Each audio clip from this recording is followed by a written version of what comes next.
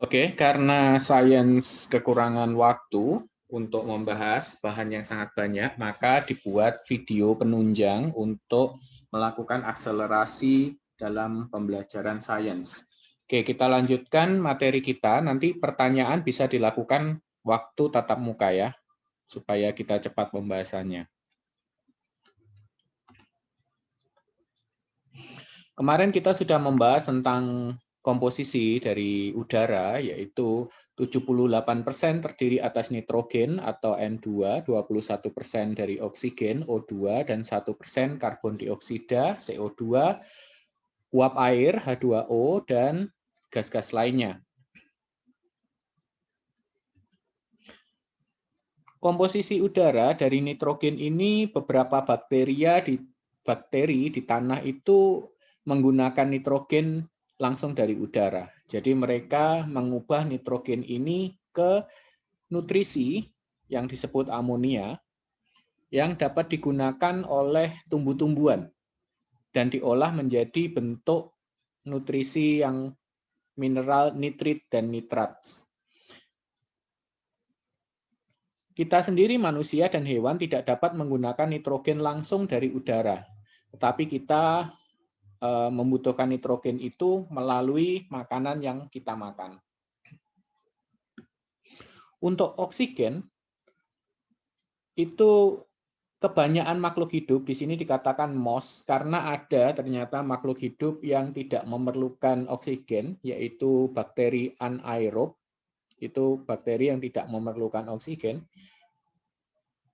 Sehingga di sini dikatakan MOS, berarti sebagian besar makhluk hidup itu membutuhkan oksigen di dalam pernafasan untuk survive atau untuk lestari ya.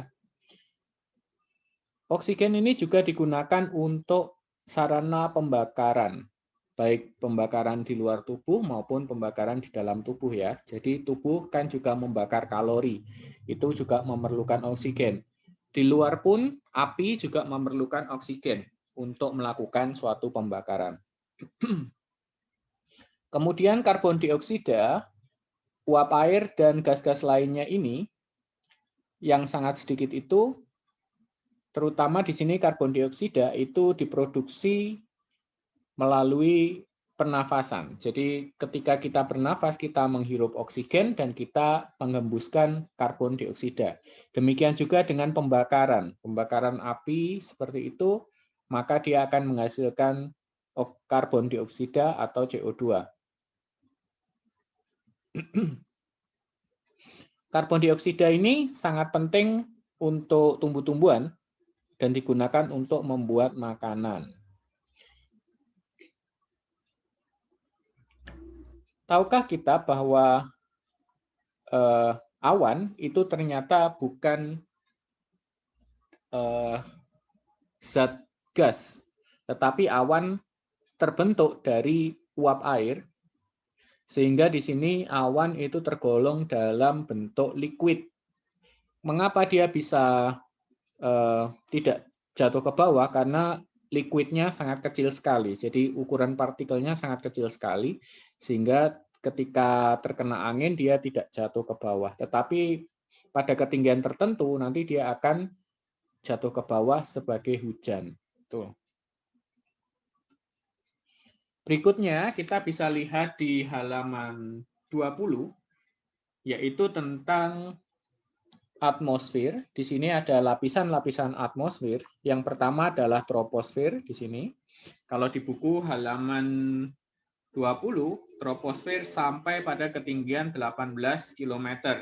Yang terjadi pada lapisan troposfer ini adalah adanya cuaca ya. Cuaca seperti petir, kemudian formasi awan, kemudian burung juga terbang pada lapisan troposfer ini.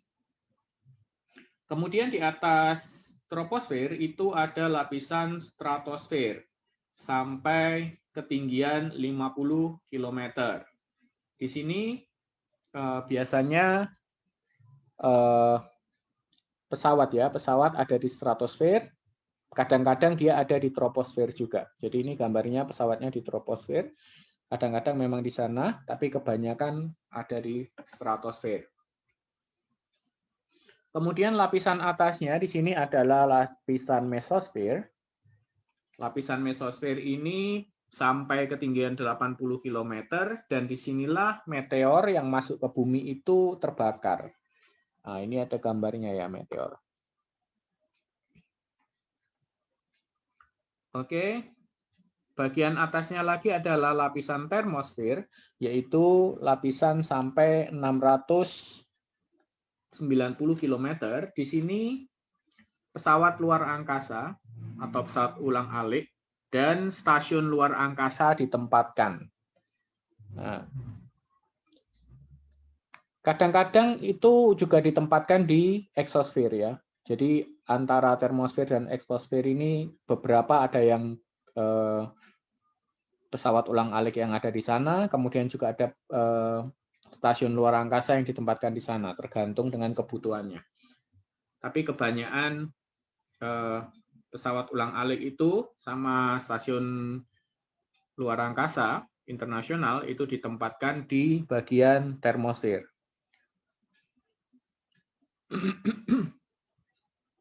Kemudian satelit juga sama, satelit sebetulnya di termosfer ada, tapi hanya sedikit, dan kebanyakan adalah di lapisan eksosfer. Ada aurora di sini, munculnya aurora di bagian termosfer. Ozon, zat ozon ada di stratosfer, di sini, ozone layers, yang gunanya untuk mencegah terjadinya radiasi ultraviolet ya, di mana ultraviolet itu mengandung UVA, UVB, dan UVC. UVB ini sebetulnya merangsang untuk tubuh mengeluarkan vitamin D, sehingga membantu untuk tubuh itu dapat menyerap kalsium.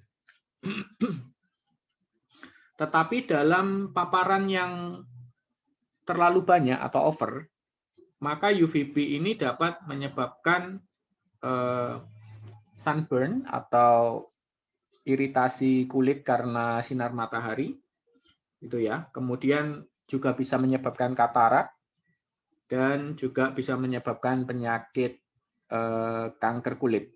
Itu kalau dalam paparan yang terlalu banyak. Tuh, tapi dalam paparan yang wajar itu malah dapat membantu tubuh untuk memproduksi vitamin D.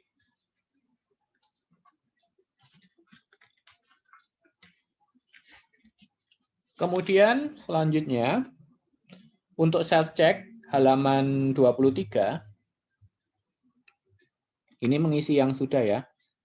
Udara adalah titik-titik dan memiliki sifat yang sama sebagai titik-titik. Jawaban yang nomor 1 adalah udara adalah matter. Matter itu berarti zat ya. Dan memiliki sifat yang sama seperti gas.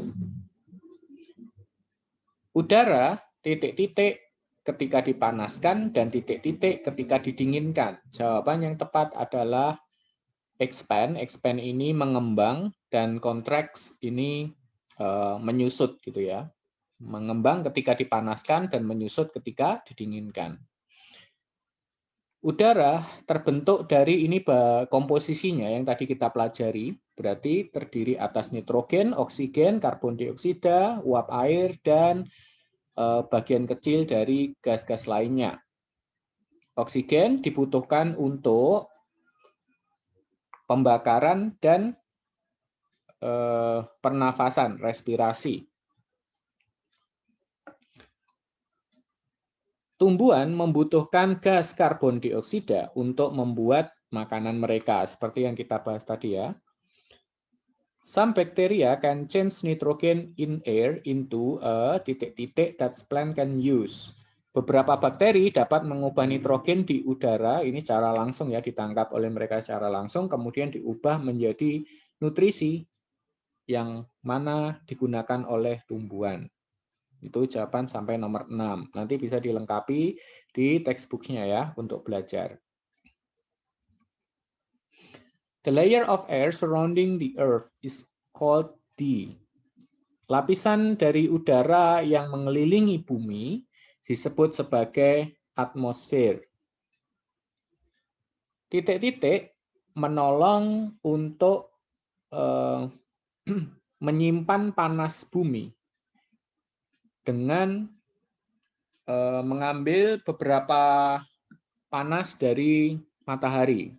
Ya, jawabannya tetap sama, atmosfer ini fungsinya ya untuk menjaga kehangatan bumi dengan trapping. Itu jadi panas dari matahari itu bisa masuk ke bumi tapi dia tidak bisa keluar banyak gitu ya. Jadi di trap, disimpan di bumi. Atmosfer terbagi dari beberapa lapisan ini ya. Ini lapisan yang tadi ya, mulai dari troposfer, stratosfer, mesosfer, termosfer, dan eksosfer. Adalah lapisan atmosfer yang paling dekat dengan permukaan bumi. Berarti ini ya, ini kan sudah urut ya. Berarti troposfer di sini. Lapisan atmosfer yang terjauh dari permukaan bumi berarti adalah eksosfer di sini. Kejadian-kejadian yang berhubungan dengan cuaca terjadi di mana? Di lapisan troposfer. Next, ozon.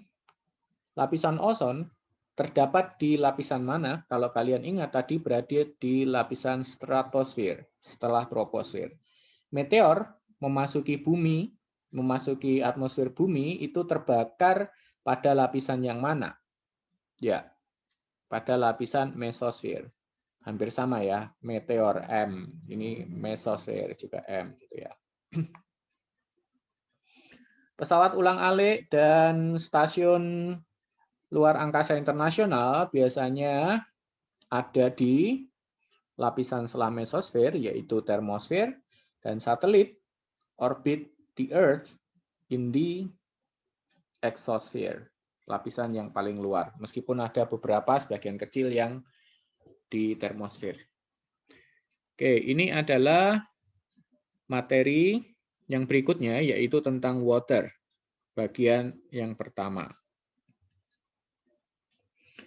Properties of water, sifatnya dari water atau dari air. Yang pertama, pure water is, jadi air yang murni itu adalah colorless, jadi tanpa warna, bening gitu ya. Yang kedua, odorless, tanpa bau, jadi tidak ada bau-bauannya. And tasteless, jadi dia tidak memiliki rasa atau hambar, gitu ya. Jadi ada 3 yang menjadi sifat dari pure water atau air yang murni, yang bagus, itu adalah colorless, odorless, and tasteless. Yang kedua, water can exist in the solid, liquid, or gaseous state. Jadi, air itu bisa ada di dalam kondisi zat padat, zat cair, atau zat gas. Kalau zat cair ya air itu sendiri ya. Ketika jadi zat padat dia jadi es. Ketika zat gas dia berubah menjadi uap air. Nah, proses dari perubahan dari liquid atau zat cair ini ke zat padat ini yang disebut sebagai freezing atau membeku. Nah, proses dari solid atau dari es menjadi air yang cair itu disebut sebagai melting atau mencair. Proses dari liquid, dari cair menjadi zat gas itu disebut sebagai evaporation atau penguapan. Kemudian dari gas menjadi liquid, menjadi cair itu disebut sebagai condensation atau kondensasi.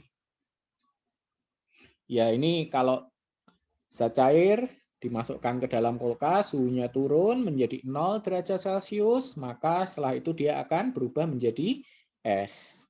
Seperti itu, menjadi solid, freezing. Nah, ketika es ini dipanaskan, suhunya 0 derajat, kemudian naik suhunya dia akan mencair menjadi air atau liquid. Nah, ketika liquid ini terus dipanaskan terus sampai mencapai titik didih atau boil point, itu 100 derajat Celcius, maka dia akan melakukan perubahan wujud menjadi uap yang disebut sebagai penguapan. Evaporate ya, evaporation. Nah, kalau dari uap ini nanti dia didinginkan di bawah 100 derajat Celcius, maka dia juga akan berubah menjadi liquid lagi yang disebut condensation atau hujan gitu ya. Misalkan dari awan terus kemudian dia menjadi dingin, maka menjadi hujan. Tetapi ada bentuk yang dari gas ini kemudian dia didinginkannya secara ekstrim. Jadi didinginkannya langsung pada suhu yang sangat dingin sehingga turunlah yang disebut salju atau hujan es. Itu terjadinya seperti itu. Jadi dari gas langsung menjadi solid, tidak menjadi liquid dulu. Ini disebut sebagai deposition atau deposisi. Tuh. Kemudian dari solid itu bisa juga langsung menjadi gas, itu disebut sebagai sublimation atau sublimasi dalam bahasa Indonesia. Contohnya untuk sublimasi adalah es yang dipanaskan dengan suhu yang sangat tinggi. Misalnya dipanaskan langsung dalam suhu 2000 derajat Celcius atau 3000 derajat Celcius, maka dia akan langsung menjadi gas. Gitu, mengalami sublimasi. Contoh lain adalah kapur barus. Kapur barus itu dia tidak menjadi cair dulu, tapi dia langsung menjadi gas. Dari padat menjadi gas. Itu disebut sebagai sublimasi. Oke, next. About 75% of Earth's surface is covered with water. Jadi, permukaan bumi itu 75% atau hampir 3/4-nya itu ditutupi oleh air. Dan dari 97%-nya itu adalah air asin. Yang contohnya adalah dari lautan dan samudra, seas and oceans. Seas ini lautan, ocean ini samudra. Samudra itu berarti posisinya yang di tengah dan lebih luas dari laut ya. Kalau laut ini lebih ke hampir pinggir gitu ya. Salt water ini air asin yang biasanya ada di seas and oceans. Dan 3% sisanya itu justru fresh water atau air tawar. Air tawar. Seperti yang ada di kolam, pond, lakes, danau, rivers, sungai, glaciers. Ya, glaciers ini seperti ini, yang di bawah ini adalah glaciers contohnya. Tebing-tebing es gitu. Ice caps atau tudung hamparan es itu ini seperti yang di bawahnya ini. Itu ice cap. Jadi suatu dataran yang diselimuti oleh es. Kemudian underground waters itu berarti adalah air yang berada di bawah tanah. Itu ternyata totalnya hanya 3% saja. Sedangkan 97%-nya itu lebih ke salt water. Water quality refers to the characteristic of water that determine whether it is safe or suitable for use. Jadi kualitas air itu mengacu pada sifat-sifat air, apakah air itu aman atau layak untuk digunakan. Ya, kalau airnya keruh, terus baunya nggak enak, terus ada rasa-rasa yang lain, itu ada kemungkinan dia tidak safe, tidak aman, atau tidak layak untuk digunakan, terutama untuk diminum, seperti itu ya. Nah, water application in our daily life, contohnya kita gunakan untuk minum, drinking, cooking, untuk masak, untuk washing, untuk mencuci, untuk irrigation atau irigasi. Irigasi itu pengairan ya, pengairan biasanya pada sawah seperti itu. Kemudian transportation untuk transportasi atau biasanya di Kalimantan ini. Jadi pengiriman seperti kayu seperti itu bisa dilakukan lewat sungai supaya cepat. Jadi dialirkan di aliran sungai seperti itu.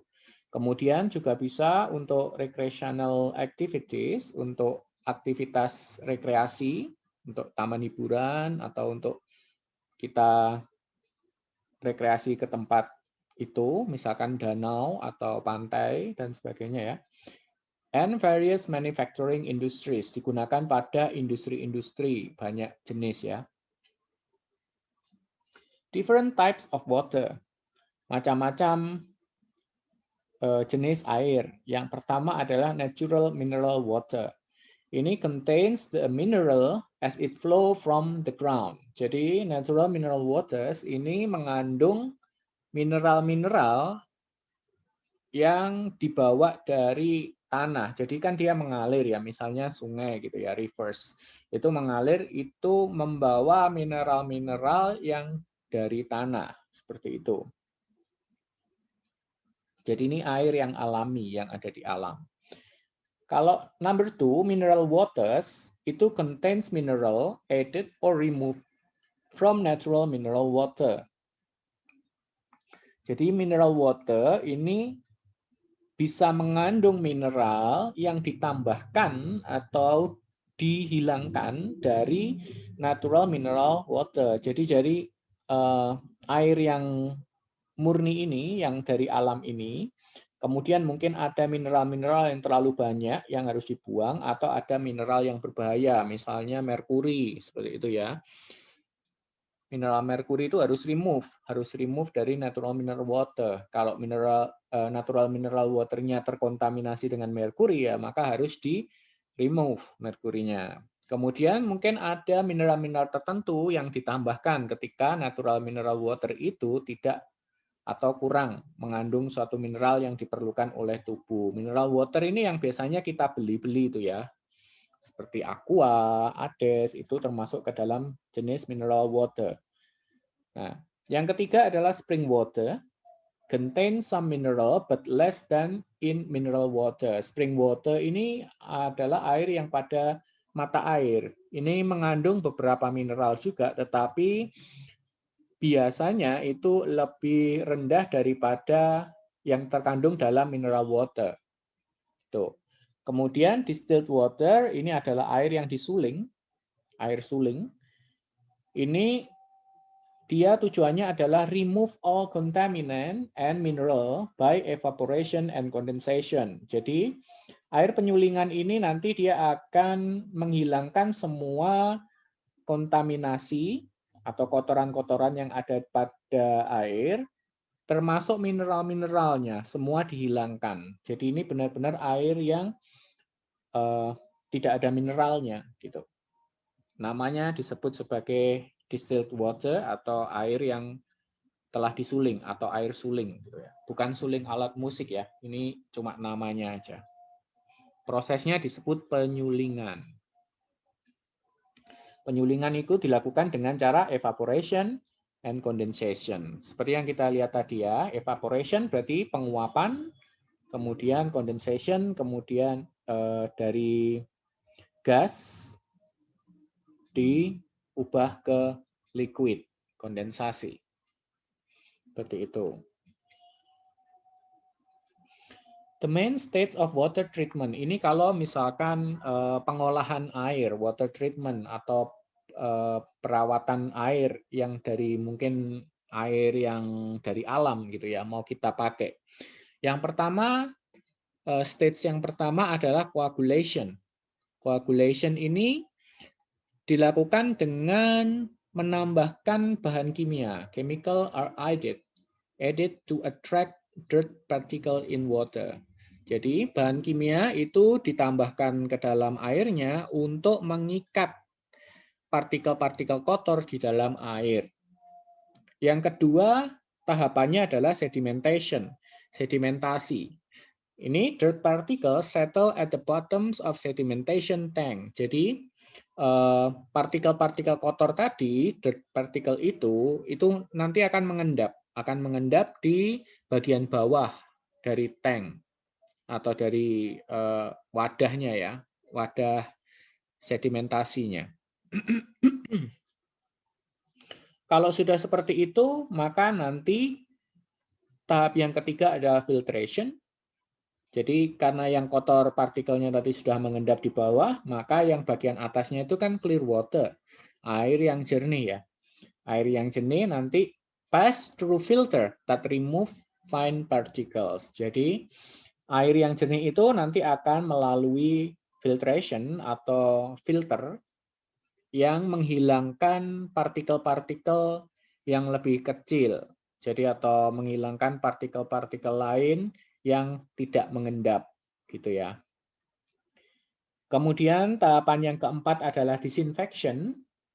Nah, ini untuk menghilangkan mikroorganisme dengan menambahkan yang disebut sebagai klorin. Zat kimia klorin ditambahkan untuk membunuh, to kill mikroorganisme yang bisa merugikan bagi kita. Proses yang terakhir setelah disinfection, maka tinggal storage. Jadi water atau air itu disimpan sampai siap untuk diteruskan untuk kita gunakan. Seperti itu untuk quality of water. Untuk self-check, textbook halaman 31. Ini adalah pure water is, ciri-ciri pure water tadi ya, ada 3. Colorless, odorless, tasteless. Tanpa warna, tanpa bau, dan tanpa rasa.